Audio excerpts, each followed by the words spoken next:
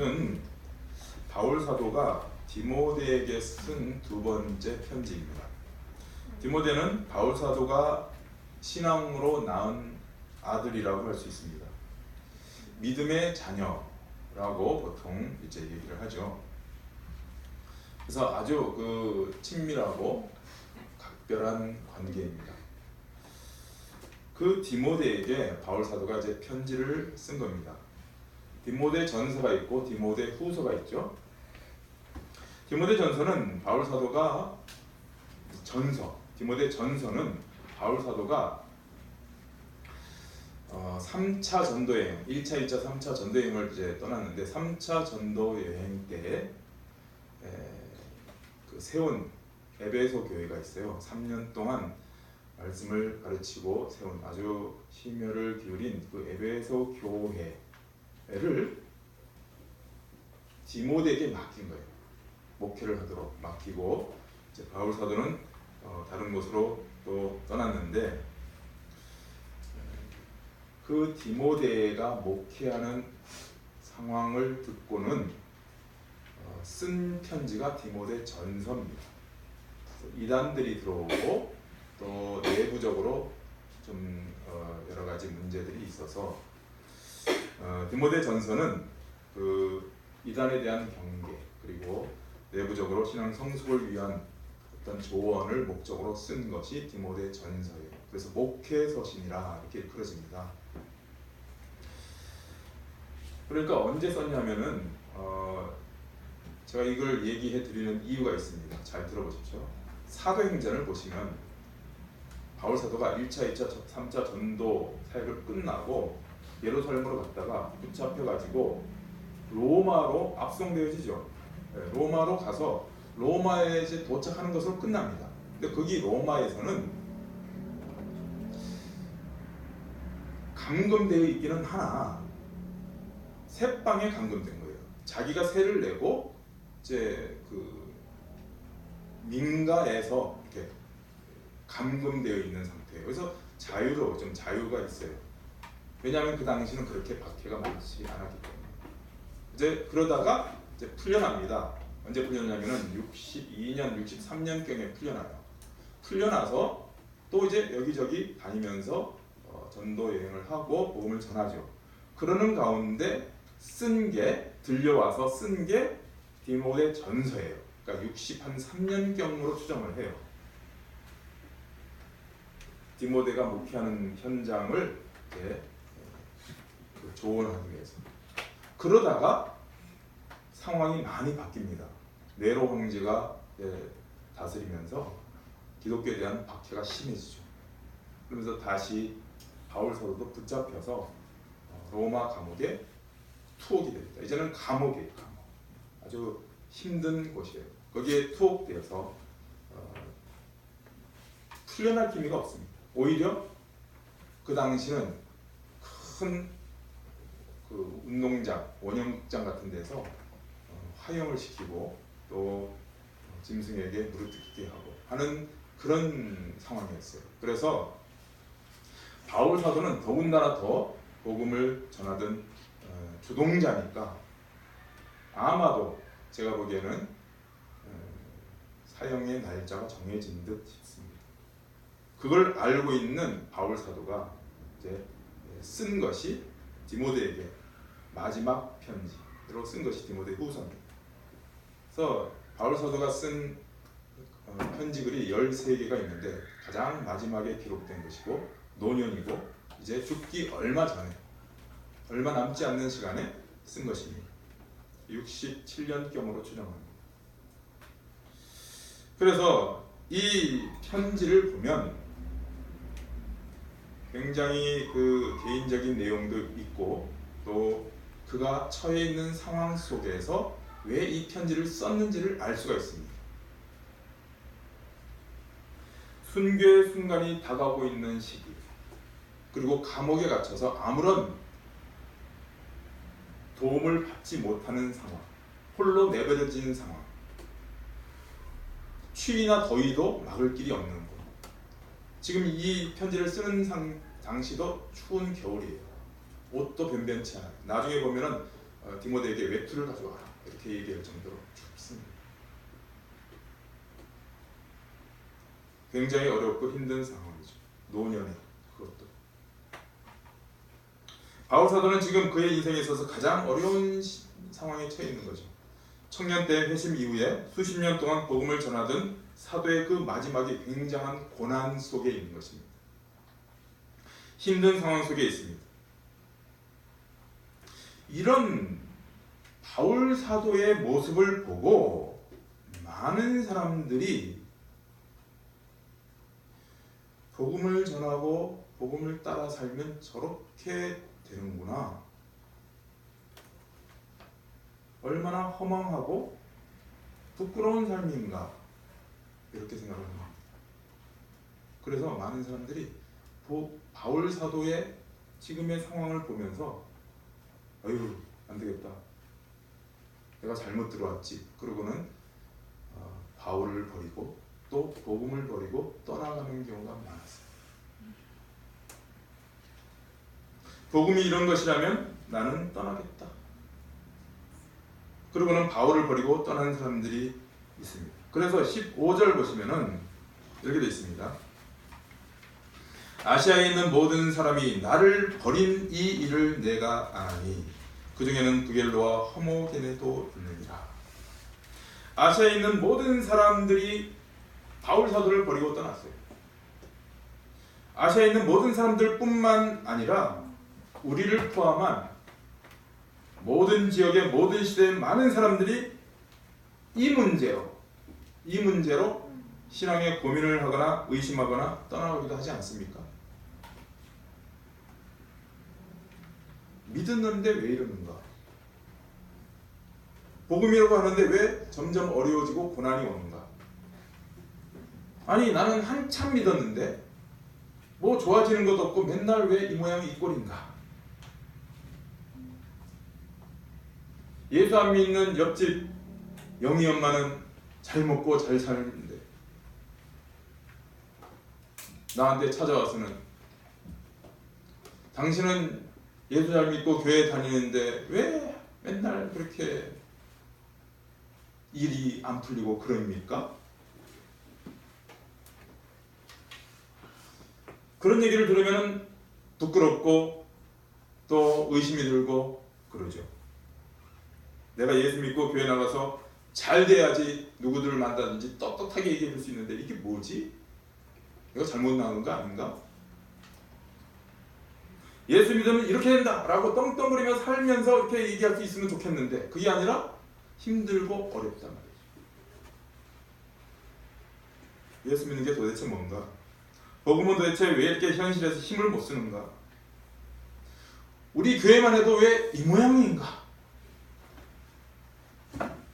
왜 성도도 줄고 재정이 늘어나지 않는가?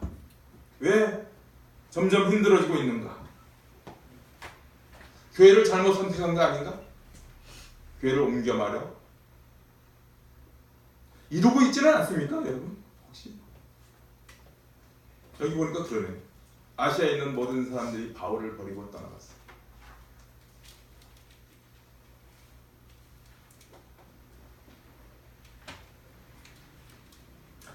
아시아에 있는 에베소 교회에서 목회를 하고 있는 디모데도 바울이 처한 상황을 보면서 바울을 버리고 떠나지는 않죠. 그러나 그도 역시 많은 불안과 염려와 두려움 속에 있었던 것입니다. 그래서 디모데 역시 복음에 대한 회의가 생길 수 있는 상황이었어요. 이에 대해 감옥에 갇혀 이제 곧 죽을 처지에 있는 바울 사도가 이 편지를 쓰고 있는 것입니다. 그래서 계속 무슨 단어가 나와요? 부끄러워하지 마라 라는 거예요. 8절 보십시오.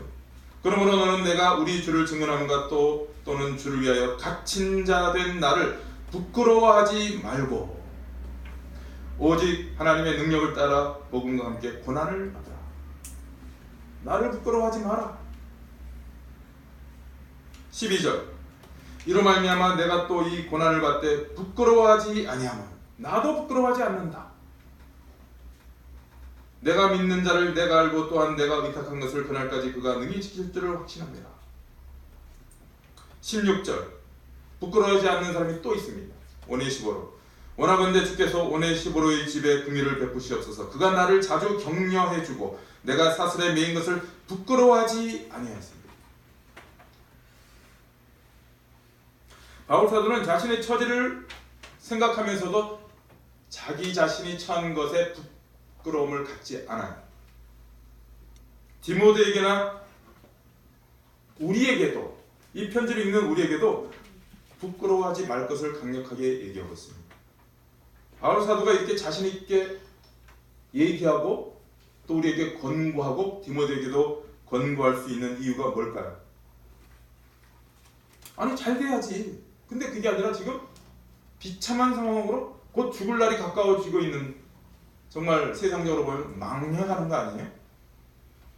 그런데 부끄러워하지 말라고 자신 있게 얘기하는 이유가 뭘까요? 그것은 9절과 10절 때문입니다.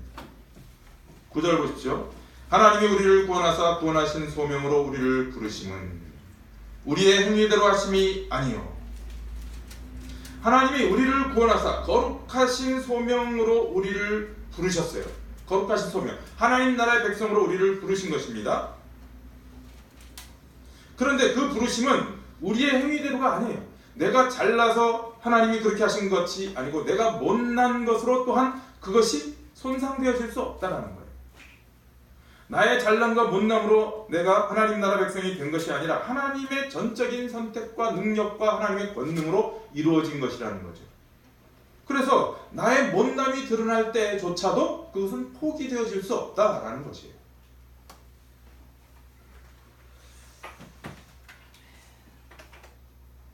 우리의 행위대로 하심이 아니요 오직 자기 뜻과 영원 전부터 그리스도 예수 안에서 우리에게 주신 은혜대로 하심이라. 하나님의 뜻과 하나님의 능력과 하나님의 선하신 손길로 하나님의 권능으로 행하신 것을 언제부터요? 영원 전부터. 그래서 은혜인 것입니다. 내가 잘되고 내가 못되고 그런 것으로 절대 손상되어지는 인생을 지금 내가 사는 것이 아니죠. 내가 지금 가는 길은 내가 잘되고 못되고로 손상받는 그런 것이 아니다라는 거예요. 10절 이제는 우리 구주 그리스도 예수의 나타나심으로 말미암아 나타났으니 뭐가요? 바로 그게요. 그렇게 하시는 것이 예수 그리스도로 말미암아 나타나셨어요. 어떻게 나타났느냐? 그는 사망을 패하시고 복음으로써 생명과 썩지 않을 것을 드러내신지라. 예수 그리스도의 십자가의 죽음과 부활로 사망이 더 이상 힘을 쓸 수가 없어요. 그러므로 예수 그리스도를 믿는 자는 죽음으로 그 인생이 끝나지 않는다라는 거죠. 지금 죽음을 눈앞에 두고 있잖아요. 순교를 눈앞에 두고 있다니까요. 날짜를 받아놨는지도 몰라요. 그런데 바울 사도가 뭐래요? 지금 내가 가는 길은 허망한 길도 아니고 부끄러운 길이 아니다. 왜? 하나님의 뜻으로 지금 내 인생은 붙잡혀졌고 내 인생길은 그렇게 가고 있는 중이다. 내가 지금 이런 처지에 있다 하더라도 하나님의 뜻은 꺾이지 않는다라는 거예요. 예수 그리스도로 말미암아 그것이 증거되어지지 않았느냐? 예수 그리스도의 나타나심으로 말미암아 나타났으니 그는 사망을 패하셨다는 거예요. 모든 세상 사람들이 사망으로 끝나면은 이제는 비참한 것이구나 라고 생각할지 모르지만 성도는 결코 사망으로 끝나지 않는 것입니다. 복음으로써 생명과 썩지 아니할 것을 드러내신지라. 성도는 육신의 죽음이 잠깐 있을지는 몰라도 영원한 생명과 썩지 아니하는 그 세계로 인도함을 받고 있다는 사실을 잊지 말아야 되는 것입니다. 내가 지금 그 길을 가고 있다. 사람들은 내가 감옥에 갇혀서 불쌍하게 되었고 이제 곧 사형에 처해짐으로 비참하게 끝나는 것으로 여기지만 아니다. 나는 지금 참 생명의 길을 가고 있다. 영원한 나라에 잇대어 지금 살아가며 거기에 소속되어지는 길을 가고 있다라고 분명하게 알고 고백하고 있는 것이죠. 그래서 뭐라고 그래? 나는 내가 가는 길을 부끄러워하지 않는다. 너도 부끄러워하지 마라. 지금 내가 당하는 고난으로 부끄러워하거나 절망하지 않는다. 11절 내가 이 복음을 위하여, 이게 복음이에요. 그래서 이 복음을 위하여 선포자와 사도와 교사로 세우심을 입었노라. 이로 말미암아 내가 또 이 고난을 받되 부끄러워하지 아니함은 내가 믿는 자를 내가 알아요. 하나님이 어떤 분이시고 어떻게 역사하신 줄 내가 알아. 또한 내가 의탁한 것을 그날까지 그가 능히 지키실 줄을 확신하노라. 하나님께서 어떻게 내 인생을 결말질지를 나는 분명히 안다.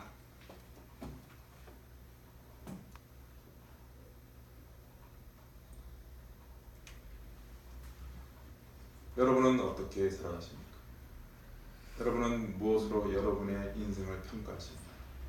여러분이 당하고 있는 상황, 여러분이 처해 있는 현실, 환경으로 여러분의 인생을 평가하고 계시지 않습니까? 때때로 의심이나 부끄러움으로 여러분의 신앙의 길을 가고 있지는 않습니다.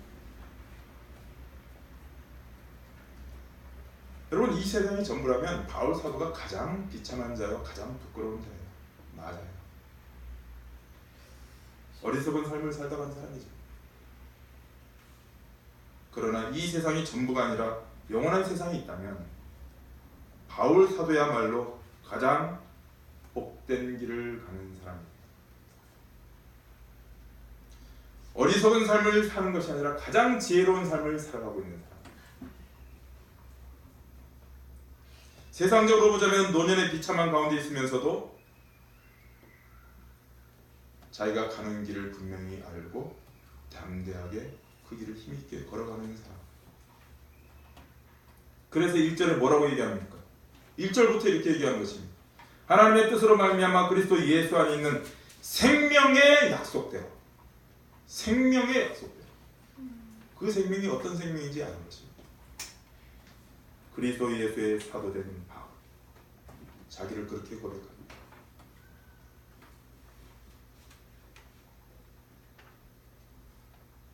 여러분, 바울 사도가 걸어가는 그 길을 우리도 동일하게 걸어가고 있음을 여러분 잊지 마십시오. 여러분의 인생을 여러분이 지금 처해 있는 그 현실로 평가하지 마십시오. 때로는 고난의 길일 수 있고 때로는 험로일 수 있습니다. 하지만 바울 사도가 얘기했던 것처럼 내가 믿는 자를 내가 안다. 여러분, 여러분이 믿는 여러분의 하나님을 여러분이 아십니까? 하나님이 어떻게 여러분을 인도하실지 여러분 아십니까?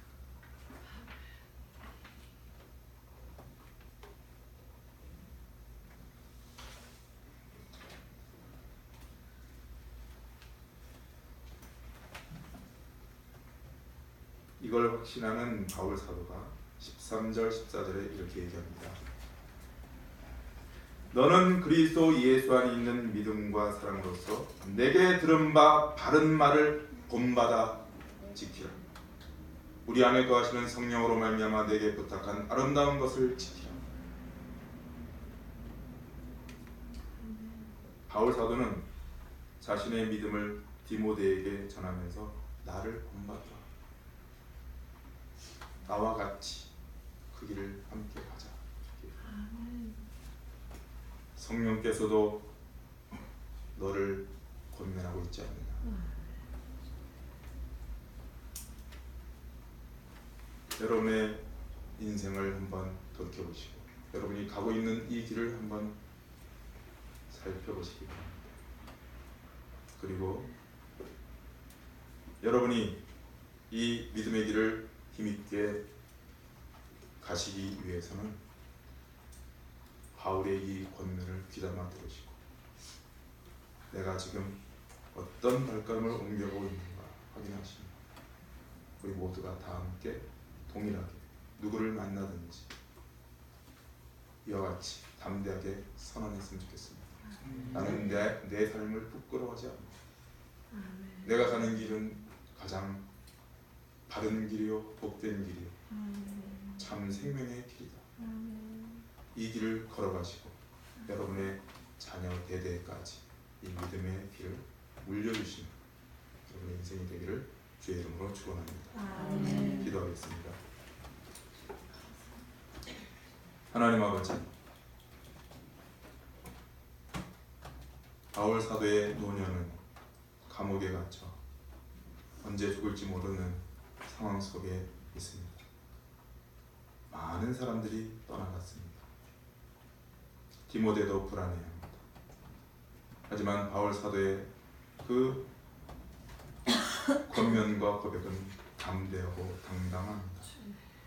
주여, 오늘 이 시대를 살아가는 우리에게 바울이 걸어간 그 길을 우리도 동일하게 걸어가게 하시고, 우리 역시 내가 처한 상황이나 환경으로 인하여 내 삶을 평가하지 않고 하나님이 어떤 분이신지, 하나님이 지금 어떤 길로 나를 인도하고 계시는지를 더욱 분명한 사실로 진리로 알고 누구를 만나든지 담대하게 증거하고 선언하는 주의 백성 되게 하여 주시옵소서. 하나님, 그리하여 하나님이 예비하신 그 영원한 기업과 그 영원한 생명의 온전함에 입성할 때, 그 성에 들어갈 때 하나님이 기뻐하시고 하나님이 칭찬하시는 주의 백성 다 되게 하여 주시옵소서. 감사와 찬양을 드렸고 예수 그리스도 이름으로 기도드리옵나이다. 아멘.